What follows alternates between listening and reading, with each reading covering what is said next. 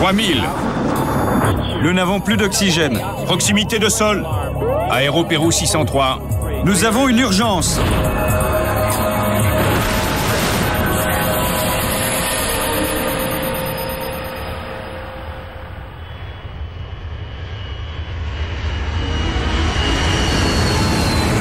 Cet avion de ligne qui effectue un vol de routine de courte durée va droit au-devant d'un danger mortel. Ouverture du feu au canon. L'avion s'approche d'un théâtre d'opération où un bâtiment de guerre américain est en plein combat. L'équipage est en alerte et tout contact en approche est considéré comme une menace. Contact toujours en approche. Vitesse en augmentation. Ici le navire de guerre américain. En approche et en descente. C'était du sérieux. Vous êtes en danger. Et attendez, je risque de mourir. Distance 13 nautiques. L'avion ne répond pas aux avertissements. Le vol Iran Air 655 n'est pas conscient du danger.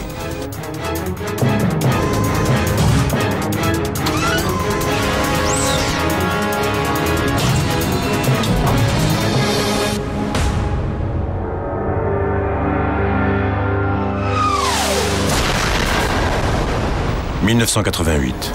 Après 8 ans, le conflit Iran-Irak est dans l'impasse.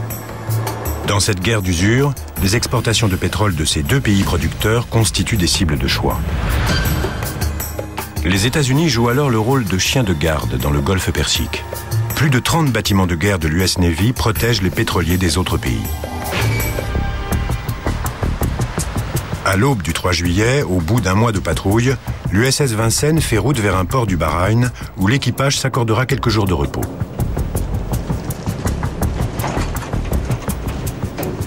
Mais tandis que les hommes attendent avec impatience le lendemain, 4 juillet, jour de l'indépendance des États-Unis, le capitaine de vaisseau Will Rogers est déjà debout. Il a reçu des rapports préoccupants de la part des services secrets, l'avertissant que les forces iraniennes risquent de lui donner du fil à retordre pendant ce week-end férié. Oui.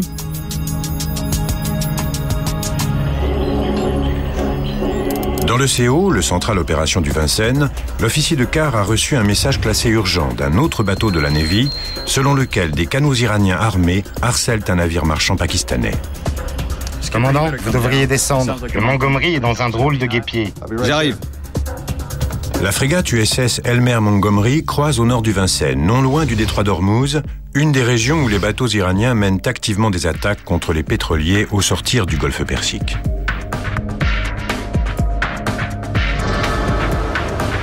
Conçu pour protéger un groupe aéronaval, le Vincennes est un croiseur de classe Aegis de plus de 820 millions d'euros. Il est équipé de lance-missiles Mark 26, de missiles anti-navires Harpoon, de 2 canons calibre 12-7 et du système de défense très rapproché Phalanx dont la cadence de tir est de plus de 3000 coups minutes. Mais sa vraie spécificité, c'est son radar de pointe à balayage électronique. Le Spy One peut simultanément chercher et suivre plus d'une centaine d'objectifs à plus de 300 km à la ronde.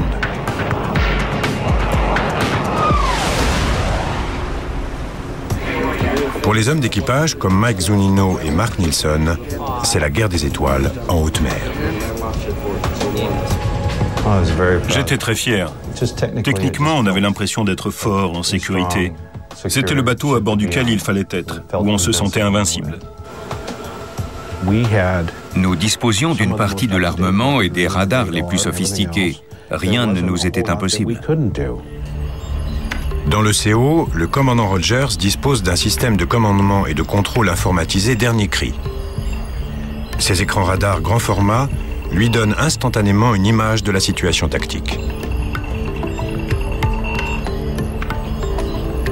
Le capitaine de corvette, Vic Guillory, est l'officier chargé du combat de surface. Vic, on a quoi en visuel? Un groupe de canots près du Montgomery et un autre en approche du navire marchand. Plus d'une dizaine de canots iraniens semblent sur le point de s'en prendre à un navire marchand.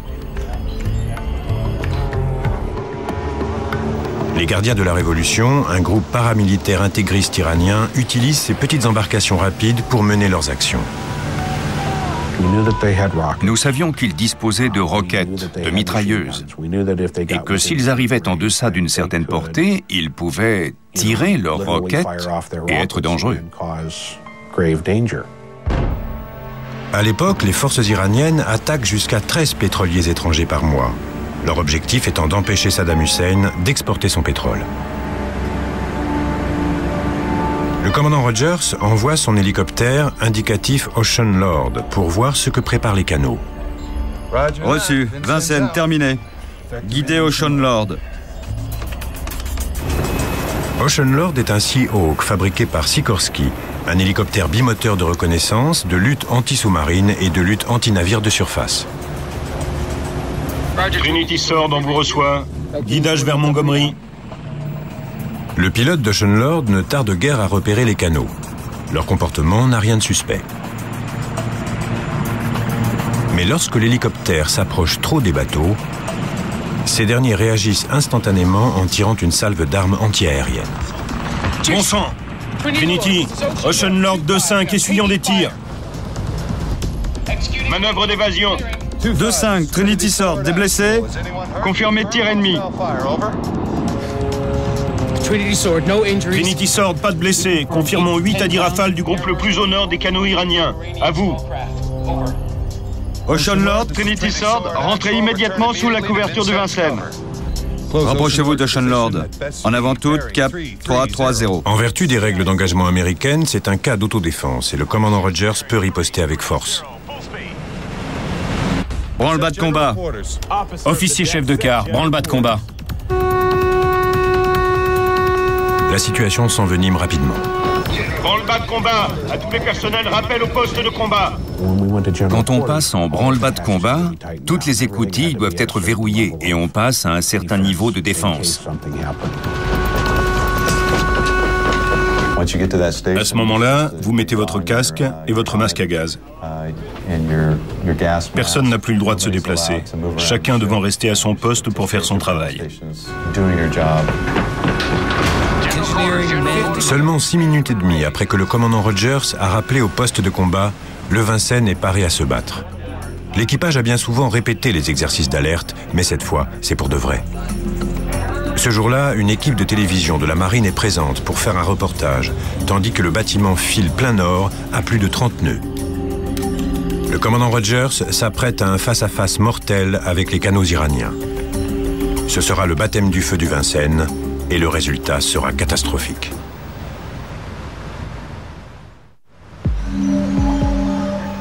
« 3 juillet 1988. L'USS Vincennes fait route vers le nord en direction du détroit d'Ormuz. Un autre navire américain a signalé le comportement agressif de canots qui ont ouvert le feu sur l'hélicoptère du Vincennes.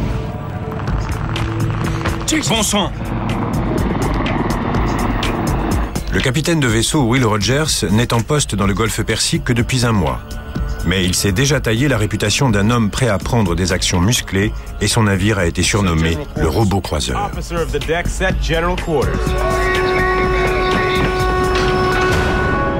À moins de 90 km du Vincennes, à l'aéroport iranien de Bandar Abbas, le vol Iran Air 655 attend pour effectuer un vol de routine de 28 minutes au-dessus du détroit d'Ormuz jusqu'à Dubaï. Le commandant de bord Mohsen Rezayan a 37 ans. Son frère Hossein sait à quel point il aimait son métier.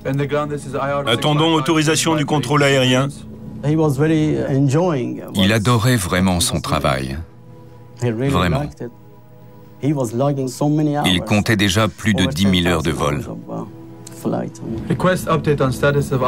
Un passager ayant des problèmes avec les services de l'immigration, le vol a déjà 27 minutes de retard. Un retard qui induira en erreur l'équipage de l'USS Vincennes, malgré tout son arsenal technologique.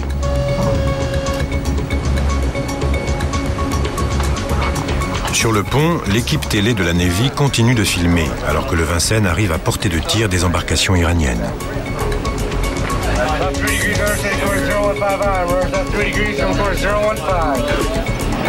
Canot en visuel. Bien que son hélicoptère ait déjà essuyé des tirs, le commandant Rogers n'a le droit d'ouvrir le feu que s'il pense que son navire est directement menacé. Et avec la brume qui couvre le golfe, il est difficile de voir ce que font les canots. On passe sur tribord, un autre reste au milieu. Il y a une mitrailleuse à tribord. Mais le commandant Rogers n'a pas à attendre que ces canots ouvrent le feu. Si leur comportement est agressif, il pourra prendre l'initiative de tirer le premier. En approche rapide, bateau 350. Lorsqu'ils ont commencé à se rapprocher de nous à grande vitesse, nous avons demandé l'autorisation de tirer un coup de semonce. Ici le Vincennes, demandons permission d'engager le groupe de canots. À bord de son navire ancré au Bahreïn, le commandant dans la zone, le capitaine de vaisseau Richard McKenna, n'hésite pas une seconde à donner son feu vert. Le fait qu'on avait ouvert le feu sur l'hélicoptère nécessitait une réponse. Vincennes, ici Golfe Sierra. Attaquez les canots au canon. Les règles d'engagement étaient alors très claires. Ce qu'il fallait faire ne nécessitait pas qu'on se pose de questions. Je répète, attaquez les canots au canon. Golfe Sierra, ici Vincennes, ouvrons le feu au canon. Piste tactique, hostile supposé 4-4-5-6. Vincennes terminé. Tir d'efficacité. Tir au canon.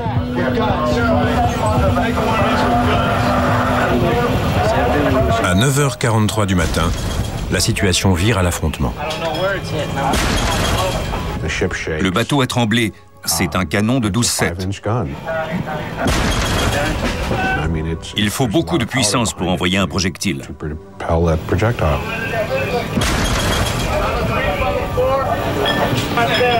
Raté, il est juste derrière. C'est le premier combat de l'équipage du Vincennes.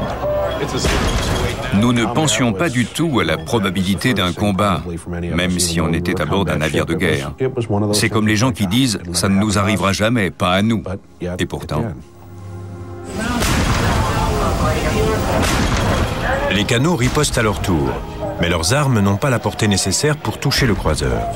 Puis le Vincennes et le Montgomery interviennent à deux. Le combat est rapide, les changements de cap nombreux. On manœuvrait rapidement parce que je voulais les maintenir à notre allonge. On changeait d'objectif autant que possible, puis le Montgomery a reçu l'ordre d'engager les petites embarcations. Vérifie approvisionnement en munitions. Le Vincennes et le Montgomery sont dès lors en pleine bataille navale. Tout ce qui approchera des deux navires américains sera considéré comme une menace éventuelle. Tir de barrage, 10 obus. Le capitaine de corvette Scott Lustig est chargé d'avertir le commandant de l'approche de menaces aériennes. Il observe un aéronef qui a subitement changé de cap et se dirige désormais droit sur le Vincennes. 4472, P3 iranien, distance 62 nautiques. Il s'agit d'un P3 Orion iranien, un avion de patrouille maritime à long rayon d'action. Sur une fréquence militaire, ce dernier est prévenu qu'il fait l'objet d'une surveillance. Cet avertissement a été soigneusement répété lors des exercices du Vincennes. Ici, navire de guerre américain. Quelles sont vos intentions ?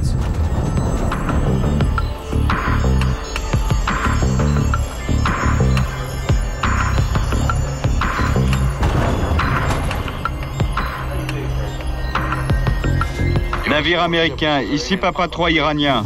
Nous sommes en mission de recherche. Nous resterons à distance. Malgré cette promesse, le commandant Rogers sait que le P3 le surveille toujours au radar et il craint que l'avion ne prépare une frappe aérienne. À chaque minute qui passe, ce combat gagne en dangerosité. Chargez les canons. Donnez-moi une solution de tir pour le groupe le plus au nord. Scott, tenez-moi au courant pour le P3.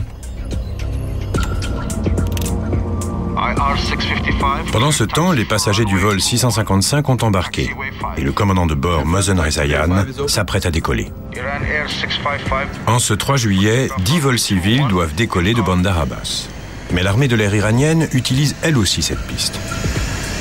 Les services secrets américains ont d'ailleurs signalé que le transfert récent de chasseurs F-14 dans cet aéroport représentait une menace supplémentaire. Autorisation au décollage. Le commandant Rezayan ignore qu'il se dirigera bientôt vers la zone où la bataille navale fait rage.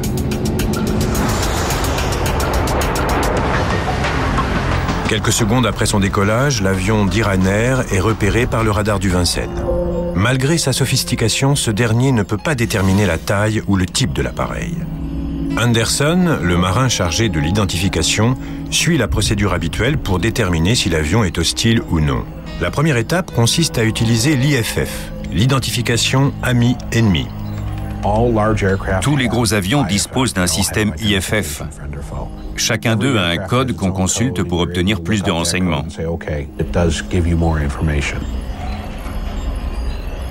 Anderson essaye donc d'identifier le signal IFF de l'intrus. En appuyant sur un bouton, il envoie une série d'impulsions électroniques dans l'atmosphère. Et le transpondeur de l'avion renvoie automatiquement une réponse électronique contenant son ou ses modes et ses codes, indiquant ainsi s'il s'agit d'un ami ou d'un ennemi. Les modes 1, 2 et 4 correspondent à des avions militaires. Or, Iran Air 655 fait afficher un mode 3. Mais comme tout le monde dispose d'un mode 3, à lui seul, ce renseignement ne suffit pas à établir qu'il s'agit d'un appareil qui n'est pas hostile. Il peut être civil ou militaire. Un avion militaire peut dissimuler son identité en émettant un mode 3. Anderson consulte donc un horaire des vols commerciaux pour voir si un avion devait partir à cette heure-ci de Bandar Abbas.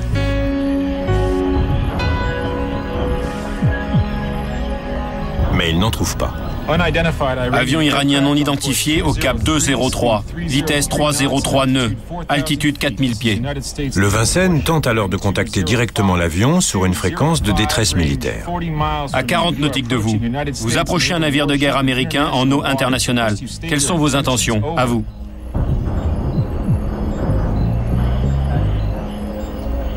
Pas de réponse.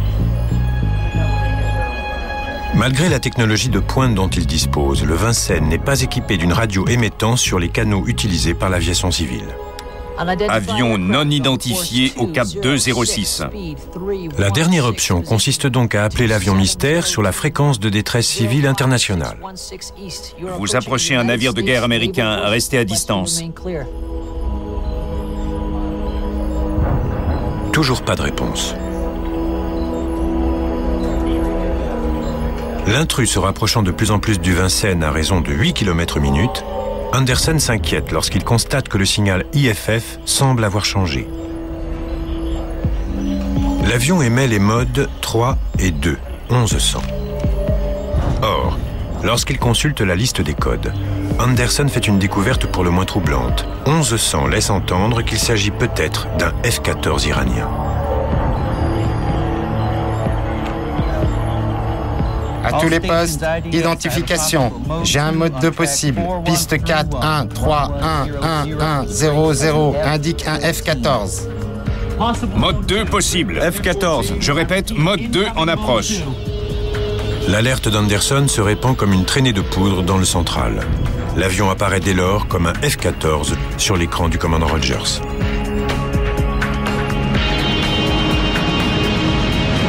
À 48 km de là, l'Airbus et ses 290 passagers continuent de monter au-dessus du golfe Persique. Les pilotes ignorent tout de la méprise des Américains.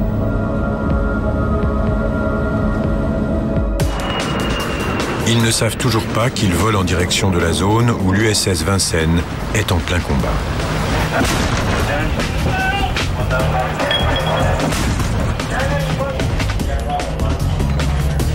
Et ils ne savent pas que leur gros porteur est désormais traité comme un avion de guerre. 1, 1, 0, 0. Indique un F-14.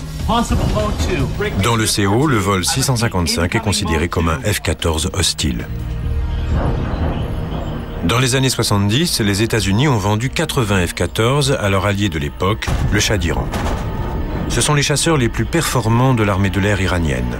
Et l'équipage du Vincennes pense qu'il fait l'objet d'une attaque. Mon cœur battait vite, ma tension était élevée. L'adrénaline coulait à flot. Le capitaine de corvette Scott Lustig assure la coordination de la lutte antiaérienne pour le commandant Rogers. L'intrus n'étant plus qu'à 45 km, Lustig demande au quartier général la permission de l'abattre si l'avion se rapproche trop. Mon intention est de l'engager à 20 000 nautiques s'il ne dévie pas. Êtes-vous d'accord? À vous. Avertissez-le avant de tirer. Il s'est approché à moins de 20 nautiques. Et là, il représentait une menace très nette. En plein milieu de l'océan, c'était du sérieux. Pour le commandant Rogers, la pression s'accroît. Mais au moment précis où il devrait se concentrer sur cette menace nouvelle, son attention est retenue par l'affrontement avec les canots. Canon enrayé. Problème avec l'affût 51. En plein combat, le canon avant de 12-7 du Vincennes s'est enrayé. Demi-tour. Passerelle, ici CO. Tribord toute, cap au 280. Maintenez la vitesse. Vitesse 25 nœuds. Will Rogers fait exécuter un demi-tour rapide à son bateau pour que le canon arrière puisse continuer à tirer.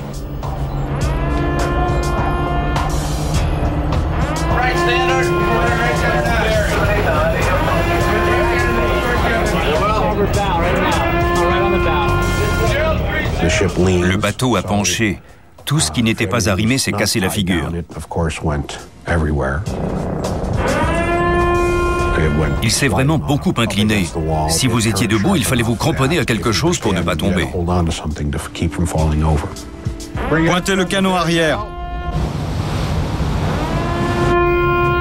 Tandis que le commandant Rogers s'efforce de poursuivre l'affrontement avec les embarcations, le commandant Rezayan maintient la montée en altitude de son avion. Dubaï 0715.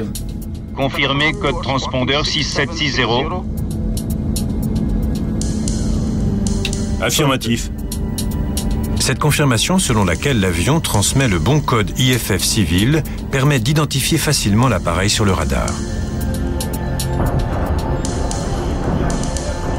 Dans le CO du Vincennes, le lieutenant de vaisseau William Hanford remarque que l'intrus émet désormais un IFF mode 3.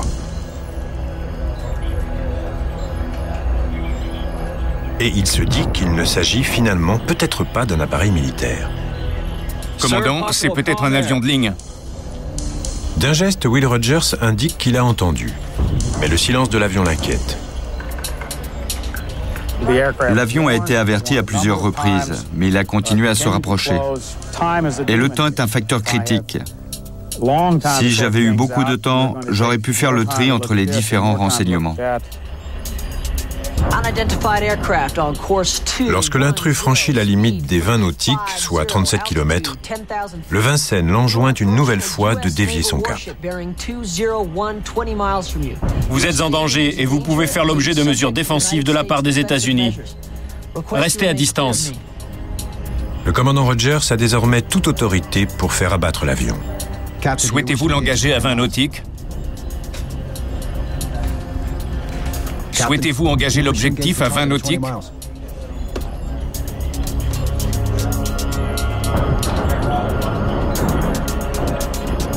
À 20 nautiques, je n'avais pas envie de tirer. Je ne croyais pas que ça nous arriverait à nous.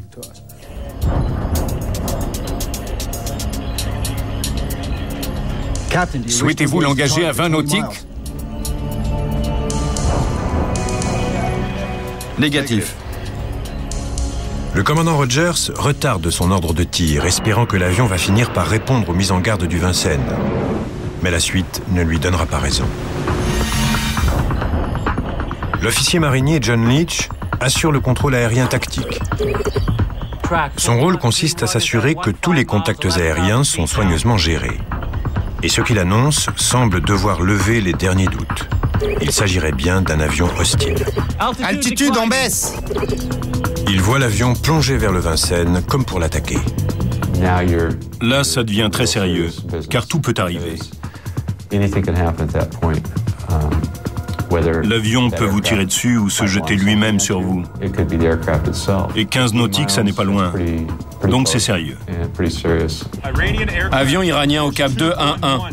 Piste 4131 en approche, 13 nautiques.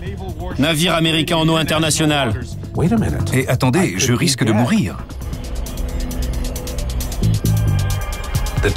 Pendant tout ce temps, la tension n'a pas cessé de monter.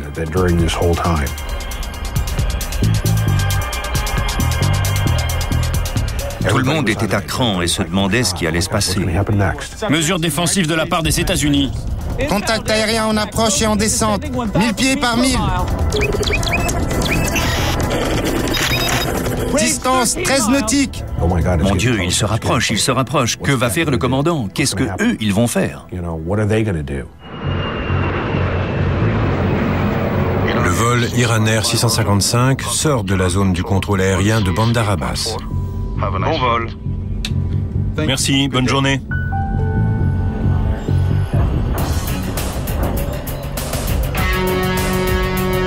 Bon sang, il se rapproche. Canot en approche. Cap 042. Contact en approche. Vitesse et descente en augmentation. 11 nautiques.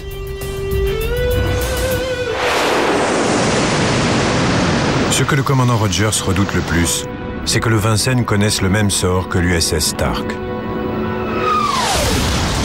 Un an plus tôt, un chasseur irakien a tiré 2 missiles Exocet contre ce bateau, tuant 37 marins et manquant de couler le Stark.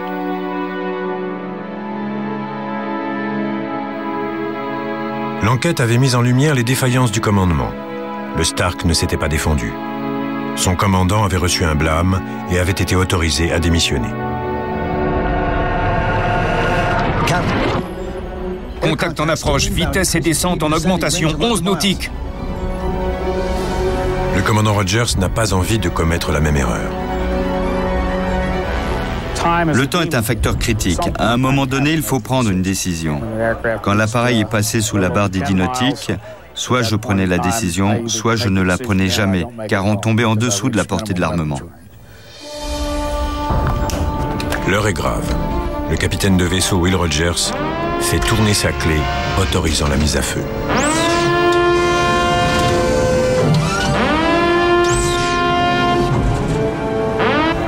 Élimination, piste 4131. Ai-je un ordre d'élimination? Affirmatif.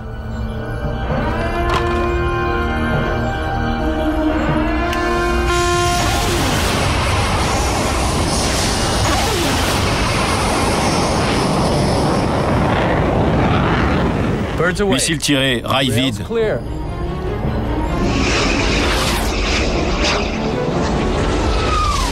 Avion iranien au cap 209, vitesse 353 nœuds. Un dernier avertissement est transmis sur la fréquence de détresse militaire et Will Rogers garde le doigt au-dessus du bouton d'autodestruction pour faire exploser les missiles en vol au cas où l'intrus finirait par répondre.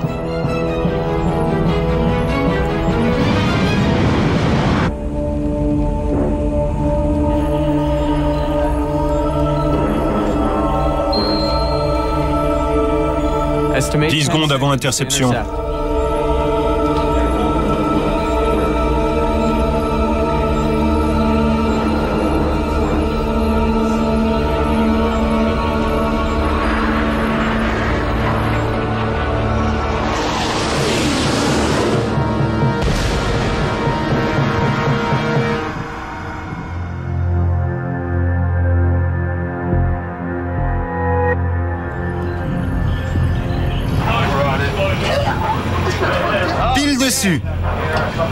Sur la passerelle, l'équipage reçoit la confirmation de l'impact.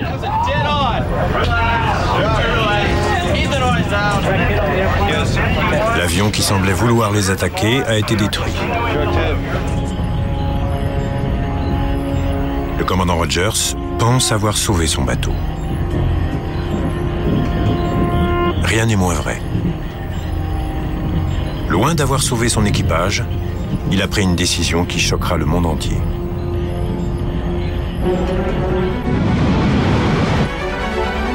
Il se rapproche.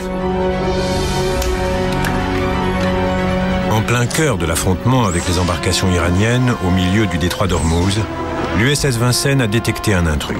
Élimination, piste 4131. Dans le central opération du bateau, l'avion a été identifié à tort comme étant un F-14. Ce dernier n'ayant pas répondu aux mises en garde, le commandant Rogers l'a abattu.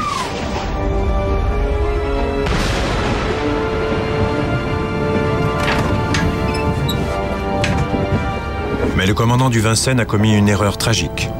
Il a détruit un avion de ligne iranien qui circulait dans un couloir aérien international.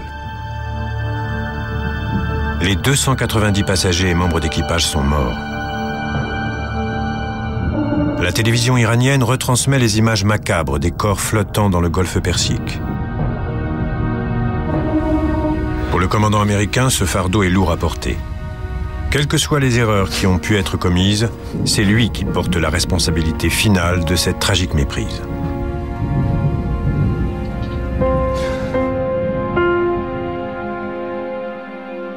Pour les familles des victimes, le choc est terrible. Hossein, le frère aîné du commandant Rezaian, essaie d'identifier les restes de son cadavre dans la morgue de fortune installée à Bandar Abbas. J'ai essayé de ne pas trop penser au lieu où j'allais. J'ai essayé d'oublier. Mais quand j'ai vu ces corps, je n'ai pas pu me contrôler. J'essayais de penser à autre chose que ce que je voyais. Le corps du commandant Rezaian ne sera jamais retrouvé. Sa famille a été complètement anéantie, surtout ses enfants et sa femme. Quant à nos parents, qui sont toujours de ce monde, il ne se passe pas une journée sans qu'ils en parlent. Sans qu'ils parlent de ce qui s'est passé, de pourquoi c'est arrivé. La tragédie provoque l'indignation de la communauté internationale qui veut savoir comment un croiseur disposant du nec plus ultra en matière de système de combat a pu confondre un avion de ligne avec un chasseur en mode d'attaque. Commandant, jurez-vous que votre témoignage lors de cette enquête... Le gouvernement américain confie l'enquête au vice-amiral William Fogarty. Ma réaction première a été de me dire qu'il s'agissait d'une tragédie. Et je me suis dit, une sacrée responsabilité t'incombe, Fogarty. Et prépare-toi à quelques nuits blanches. Rien que la vérité, que Dieu vous aide. Je le jure. L'enquête obéit aux règles de la justice militaire américaine. Les enjeux sont des plus importants. Le journaliste Roger Charles, un ancien officier des Marines, a suivi l'affaire. Cet homme qui avait atteint le sommet, qui avait commandé un croiseur Aegis valant $1 milliard, risquait de passer en cour martiale, voire de purger une peine de prison. L'équipe de l'amiral Fogarty épluche les faits et gestes de l'équipage du Vincennes dans les moindres détails. Lorsque le vol 655 apparaît sur l'écran radar, l'USS Vincennes est en plein combat avec les embarcations iraniennes. Tous les avions dans un rayon de 100 km sont surveillés pour s'assurer qu'ils ne représentent pas une menace. Chargé de l'identification, l'officier marinier Anderson commence par vérifier les horaires des vols civils pour savoir s'il s'agit d'un avion de ligne. Il est perplexe. Ces horaires donnent les départs en heure locale. Mais s'agit-il de l'heure de Bandar Abbas ou de celle du Bahreïn, l'heure utilisée à bord du Vincennes? Il y a eu presque une demi-heure de décalage en raison du retard au décollage du vol IR-655 suite à un problème de visa d'un des passagers, plus le décalage horaire de 30 minutes. En consultant les horaires, il a conclu que personne ne devait les survoler dans l'heure à venir. Le système IFF est censé faire le distinguo entre amis et ennemis. Pour le vice-amiral Fogarty, il est capital de déterminer comment le Vincennes a pu confondre l'avion de ligne qui avait émis un mode 3 avec un chasseur censé émettre un mode 2. Dans votre esprit, ça n'était pas un avion de ligne? Dans mon esprit, non, amiral. Pourquoi? Car je recevais un mode 2. Ça a été l'indication décisive pour vous? Oui, amiral. Par les services secrets, William Fogarty apprend qu'au moment où le vol 655 s'apprêtait à décoller, un F-14 se trouvait également sur le tarmac de Bandar Abbas. Il apparaît en fait que lorsqu'Anderson a utilisé la molette de sa souris pour accrocher le vol 655 au moment du décollage, il l'a laissé dans cette position pendant près de 90 secondes. Et même si le symbole représentant l'appareil sur l'écran se rapprochait du Vincennes, le système informatique, lui, a continué à lire le signal IFF émis depuis l'aéroport de Bandar Abbas. Il s'agirait donc d'une erreur humaine provoquée par la mauvaise conception d'un des appareils du navire. Vu la position de sa molette, il captait toujours Bandar Abbas. Par conséquent, et je suis quasiment certain que c'est ce qui s'est produit, il a capté le mode 2 du chasseur iranien qui s'apprêtait à décoller juste derrière l'Airbus.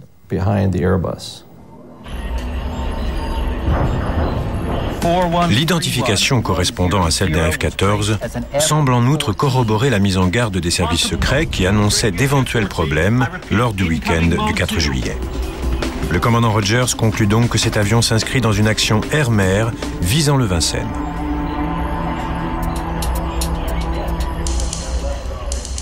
Commandant, c'est peut-être un avion de ligne.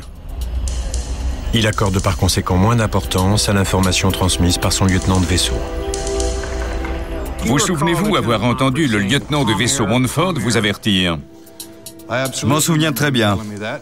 Je crois avoir fait un geste de la main pour lui montrer que je l'avais entendu. Vous avez retardé votre tir? Oui. Pourquoi? Je voulais obtenir tous les renseignements possibles. L'IFF était une indication, mais je me moquais de savoir si 1100 était un F-14 ou le Fokker qui vole là tout de suite dehors. À cet instant, je me suis dit, normalement, ils nous répondent toujours.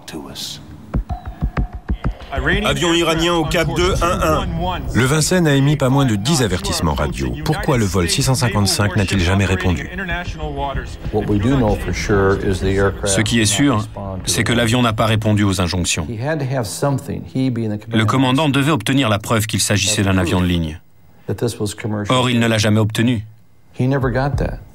Avion iranien non identifié. Sauf que 7 de ces avertissements ont été transmis sur une fréquence militaire que le vol 655 ne pouvait pas capter. L'Airbus ne disposait même pas d'une radio pouvant recevoir la fréquence de détresse militaire. Il ne l'avait pas car il n'en avait aucune utilité, puisqu'il s'agissait d'un avion civil.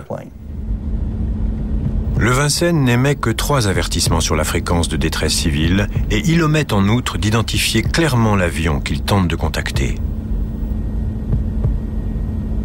Avion non identifié au cap 210, vitesse 350. Les opérateurs radio du Vincennes donnent la vitesse sol de l'avion. Cap 201 à 20 nautiques de vous. Vous êtes en danger et vous pouvez faire l'objet de mesures défensives. Or, les instruments de bord de Rezaian indiquent sa vitesse R, une mesure relative qui devrait être inférieure d'environ 50 nœuds à la vitesse sol communiquée par le Vincennes. Lorsque le pilote a entendu l'avertissement, il s'est demandé à qui il s'adressait. Ils ne nous ont pas identifiés, peut-être parle-t-il au P-3 ou à un autre avion iranien. Pendant toute la durée de son vol, l'Airbus a transmis son code transpondeur, le seul indicateur permettant de communiquer son identité au radar. Si le Vincennes avait mentionné ce code transpondeur, le commandant Rezaian aurait su instantanément que c'était à lui que le navire s'adressait. Mais l'US Navy n'oblige pas ses opérateurs à utiliser ce code pour s'adresser aux avions civils. Et tandis que le vol 655 approche du navire... Souhaitez-vous l'engager à 20 nautiques? Pour Will Rogers, la pression est de plus en plus forte. Souhaitez-vous engager l'objectif à 20 nautiques? Si on considère le temps dont il disposait, on constate qu'il a attendu jusqu'au tout dernier moment. La question est alors devenue, vais-je tirer ou vais-je attendre? S'il avait attendu, il n'aurait pas assumé ses responsabilités qui étaient de protéger son navire et son équipage.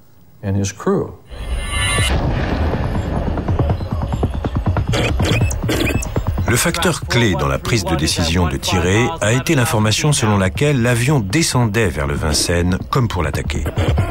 Altitude en baisse! C'est le moment crucial. William Fogarty questionne le marin chargé de la coordination sur cette information. Avez-vous signalé une diminution de l'altitude sur le réseau?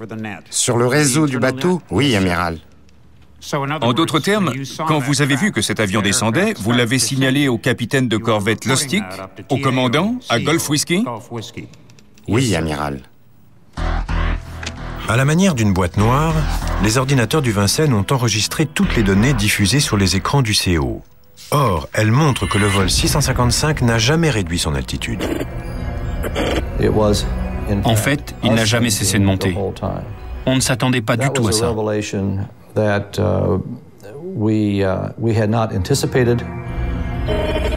Altitude en baisse! Est-il possible que quelqu'un, même lorsque les données indiquent qu'un avion monte, annonce que cet avion descend? William Fogarty envoie une équipe médicale comprenant un psychiatre à bord du Vincennes. Pour eux, ce qu'on appelle le syndrome d'accomplissement du scénario a peut-être joué un rôle dans cette tragédie. Distance 13 nautiques. En fait, vous croyez tellement qu'un événement va arriver que même si les données démentent la chose, vous pensez que l'événement se produit. Si quelqu'un d'autre avait revérifié les données affichées sur les écrans ce jour-là, il aurait constaté que le vol 655 ne plongeait pas en mode d'attaque, mais qu'il poursuivait son ascension. Mais personne n'a songé à le faire. Scott, il existe une disparité entre ce qu'indiquent les données et ce que les hommes disent avoir vu. Vous avez une explication à ce sujet? Amiral, cette disparité me rend perplexe. J'y réfléchis depuis plusieurs jours. Je crois qu'en fait, ces données ne signifiaient pas grand-chose pour moi, car je faisais confiance à des gens fiables avec qui je travaillais de longue date. Et lorsqu'ils m'ont indiqué qu'à courte distance, ils constataient une réduction de l'altitude et une augmentation de la vitesse, je n'avais aucune raison de mettre en doute ce qu'ils disaient. Je devais faire une recommandation au commandant en une fraction de seconde, ce que j'ai fait. Le capitaine de corvette Scott Lustig avait confiance dans le jugement de ses hommes et le capitaine de vaisseau Rogers faisait confiance à Scott Lustig. Ma confiance à l'égard du capitaine de corvette Lustig a confirmé que cet avion représentait effectivement une menace. À 9 nautiques, je ne pouvais plus retarder une action défensive. J'ai donc donné l'ordre de tirer. Lorsque je regarde le temps qu'il avait pour prendre une décision et les renseignements qu'on lui avait fournis pour la prendre, j'ai le sentiment, aujourd'hui encore, qu'il a fait le bon choix. Car il a gardé à l'esprit la chose la plus importante. Il ne voulait pas que son bateau soit touché.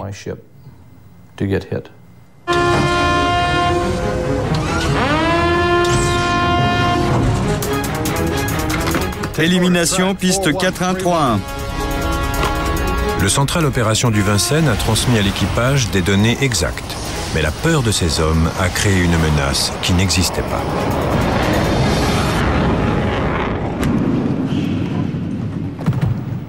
Au bout d'un mois, le vice-amiral Fogarty a bouclé son enquête.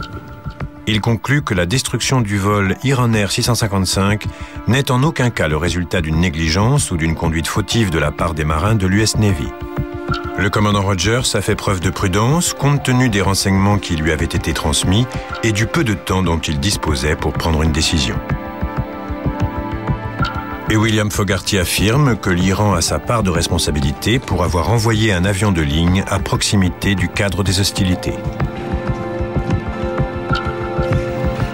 Le gouvernement américain publie une version expurgée de l'enquête. Mais ce rapport passe sous silence un élément clé. Un élément qui va jeter une lumière très différente sur la tragédie du vol 655.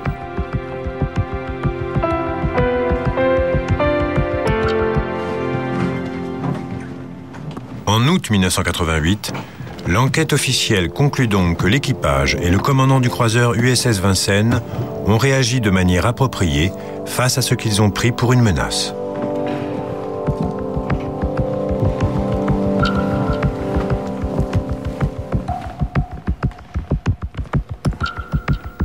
Mais le journaliste Roger Charles n'est pas totalement convaincu. En lisant une copie du rapport Fogarty, il se demande pourquoi il n'y trouve pas la moindre carte indiquant la position du Vincennes. Je savais que l'absence de carte dans le rapport Fogarty était un signal curieux. Pourquoi n'y en avait-il pas? Commandant, vous devriez descendre. Le Montgomery est dans un drôle de guêpier. J'arrive. Lorsque le commandant Rogers apprend que des embarcations iraniennes attaquent des navires marchands, le Vincennes est très au sud du Montgomery, en route vers un port du Bahreïn. Golfe Sierra, ici le Vincennes. Demandons autorisation de soutenir le Montgomery contre contact de surface. Rogers demande au capitaine de vaisseau Richard McKenna, son supérieur hiérarchique, la permission de faire route vers le nord pour aider le Montgomery. Mais ce dernier ne l'autorise qu'à envoyer son hélicoptère. Reçu. Vincennes terminé. Guidé Ocean Lord. Richard McKenna est ensuite surpris d'apprendre que le Vincennes a fait demi-tour pour se rapprocher du Montgomery. Il lui ordonne de maintenir son hélicoptère en place, mais de faire machine arrière immédiatement. Mon opinion, c'est qu'ils cherchaient de l'action lorsqu'ils ont fait route vers le Montgomery. Moi,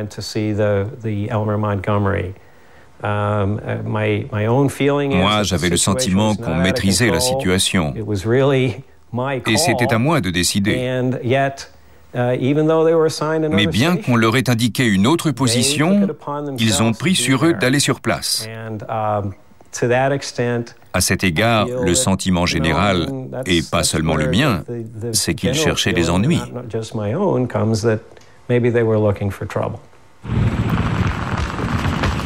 Bon sang! Trinity Ocean Lord 2-5, essuyons les tirs. Lorsque les canots iraniens ouvrent le feu sur l'hélicoptère du Vincennes, la situation change du tout au tout. Rapprochez-vous d'Ocean Lord, en avant toutes. Les règles d'engagement autorisent dès lors le commandant Rogers à riposter. Branle-bas de combat. Officier chef de quart, branle-bas de combat. Il est autorisé à se lancer à la poursuite des canots, mais où cela le mène-t-il? En 1990, Roger Charles se procure une copie du rapport d'enquête complet, classé diffusion restreinte, auprès de l'OACI, l'Organisation de l'Aviation Civile Internationale. Les coordonnées du Vincennes y figurent. Lorsque le journaliste les reporte sur une carte, il fait une découverte troublante. Au moment du tir, le Vincennes est à plus de 4 km à l'intérieur des eaux territoriales iraniennes.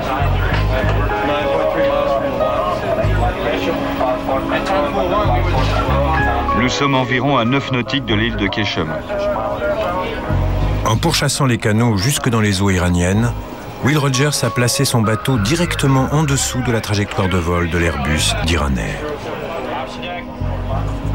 Le bateau franchit la limite de la zone de guerre iranienne.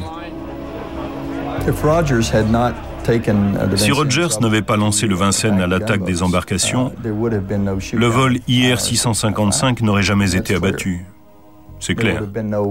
Il n'y aurait pas eu d'attaque en surface, les radars de Rogers se seraient concentrés sur l'espace aérien et le commandant aurait eu largement le temps de prendre une décision appropriée et de se rendre compte qu'il s'agissait d'un avion de ligne.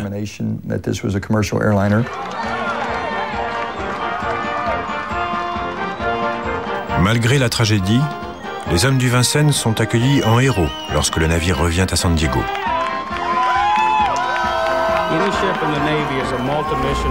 Souhaitez-vous engager l'objectif à 20 nautiques?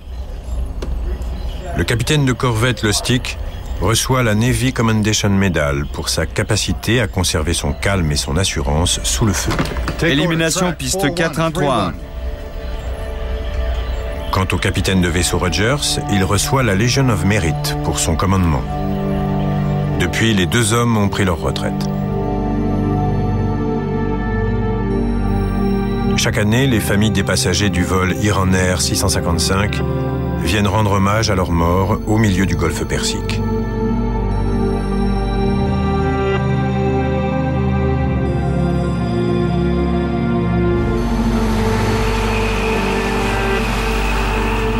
Pour Hossein Rezaian, le frère du commandant du vol 655, le temps n'a pas soigné les blessures. Je ressens toujours la même chose, même si j'essaie de m'occuper pour ne plus y penser. Mais c'est une tragédie humaine impossible à oublier. Même au bout de 17 ans, l'horreur de ce qui s'est passé ce jour-là subsiste toujours dans nos vies à tous. Dans un monde où la technologie est chaque jour un peu plus sophistiquée, la peur, un des instincts les plus primaires de l'homme, peut engendrer les pires tragédies.